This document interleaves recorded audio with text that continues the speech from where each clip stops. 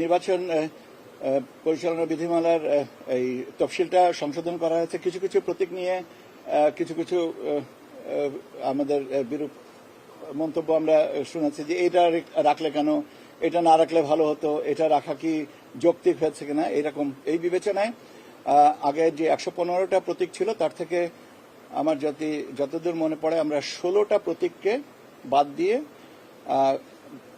নতুন করে প্রতীক নিয়ে আমরা 119টা প্রতীক এবার শিডিউলভুক্ত করা হয়েছে। এখন আপনি যেটা বলছেন যে শাপলা কলি রাখা হয়েছে কেন, নতুন যে প্রতীকগুলোর ভিতরে আসছে তো সেখানে শাপলা কলি রাখা হয়েছে। এটা ইলেকশন কমিশন মনে করেছে যে শাপলা কলিটা রাখা যেতে পারে। এটা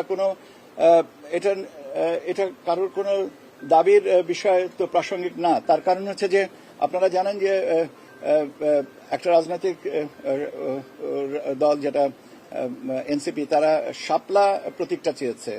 শাপলা কলির ভিতরে পার্থক্য আছে, এটা আমার মনে হয় ব্যাখ্যার অবকাশ রাখে না। আর দ্বিতীয় জিনিসটা হচ্ছে যে অন্যান্য রাজনৈতিক দল যদি এভাবে দাবি করতে থাকেন তো সেটা বলতে তো পারেন সবাই অনেক কিছু, সেটা যদি কমিশনের বিবেচনায় মনে হয় যে তারা চিন্তা করবেন তাহলে সেটা সময়ের ব্যাপার। এটা তো অগ্রিম কোনো কিছু বলার সুযোগ আমার মনে হয় না যে আছে।